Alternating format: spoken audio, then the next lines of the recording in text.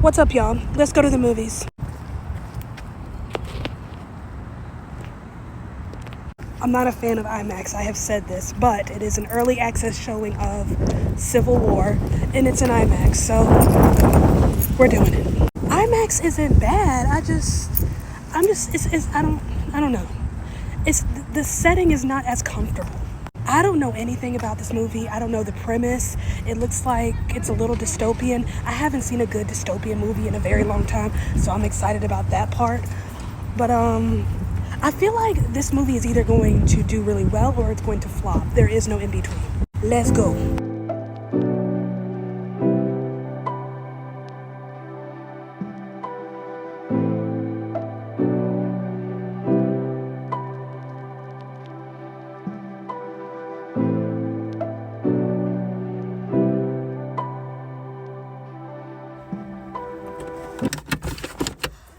All right, let's talk about it.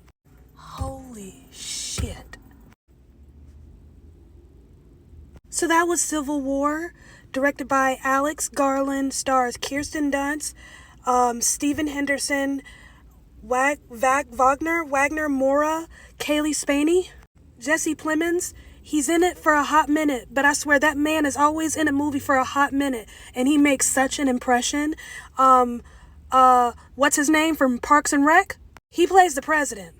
The United States is in the middle of a civil war. Several states have seceded.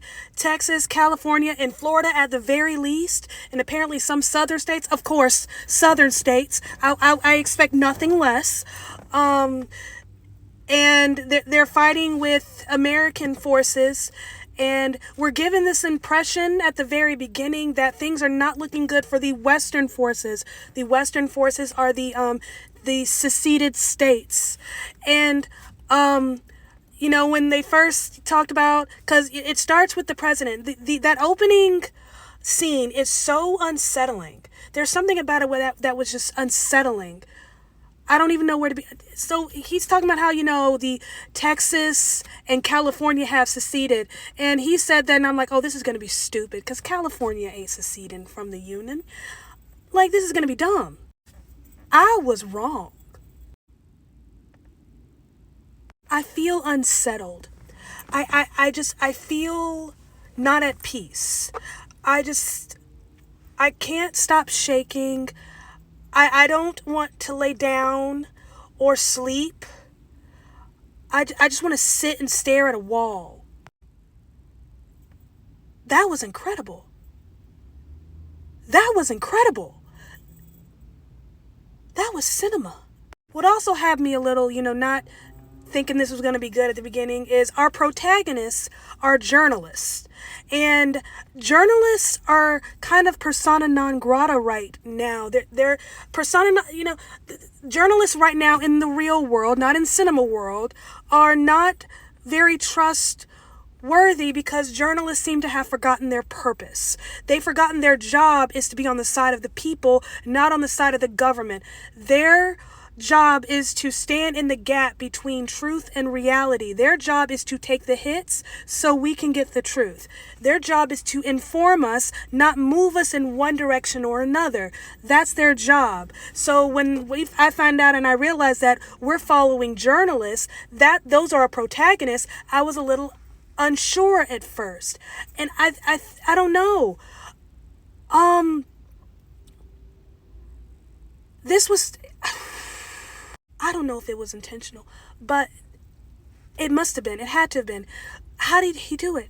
Where he really kind of showed us in motion the relationship between us, regular people who consume the news, and photojournalists. You have these images, the country is in disarray.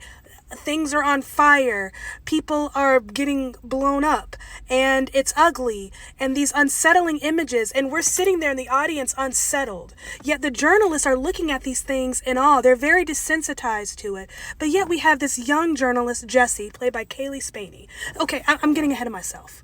we have four journalists that we're following. We have Sammy, who's older, then we have Lee and Joel in the middle, and then Jesse, who is young, like 23, 22 years old. And the four of them represent three different generations of journalism. You have Sammy, who's an old head, who's what's left of like old legacy media, the New York Times.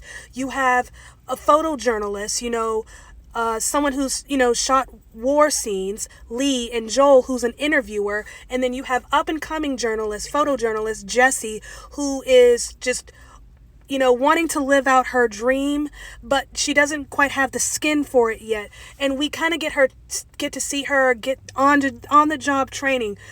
It's interesting and beautiful to see these three generations, knowing that, and a comment's made at the beginning, like, we're not going to be here forever. Someone has to come after us. And they feel this, well, he felt at first, this sense of responsibility that we have to take her along with us. We have to kind of train her up because someone has to come after us. And there are these beautiful moments where you can see them training her and teaching her and guiding her in the midst of all this chaos. Life still has to go on. When I say unsettling, I mean nothing was left to the imagination.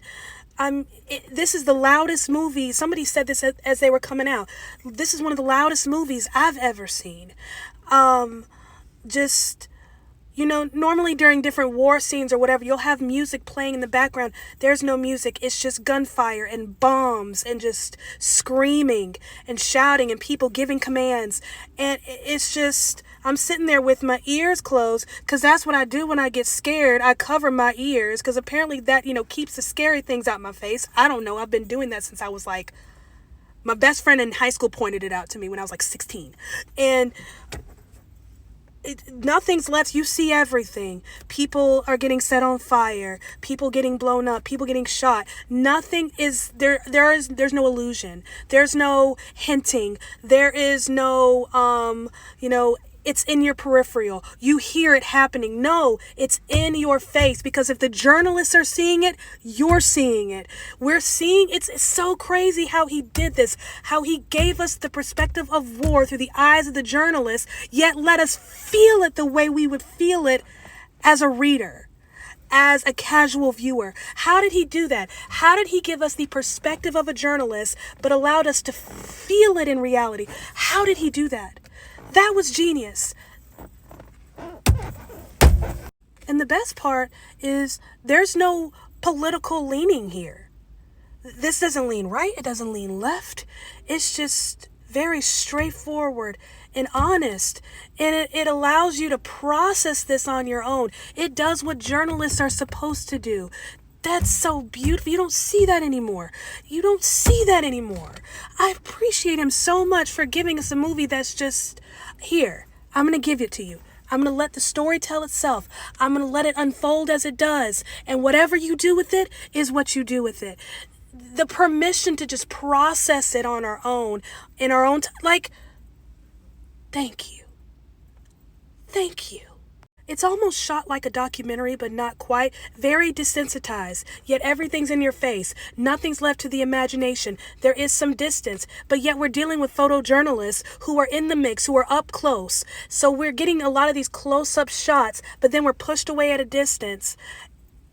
It's amazing how we're able to give distance, yet keep tension, keep emotion, keep my stomach hurting.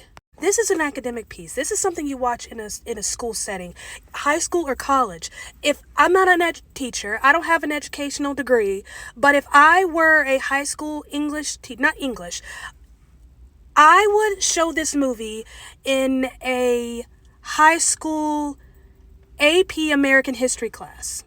This will be perfect for that. Perfect. Did I mention how comforting it is to see Kirsten Dunst on screen? It's like seeing a long-lost sister. She's fantastic in this. Someone who's hardened. And she carries the despair in this movie, this, questioning of humanity. And then Youngblood Kaylee Spaney in this movie. What an interesting little counterpart, yet a mirror image of her at the same time.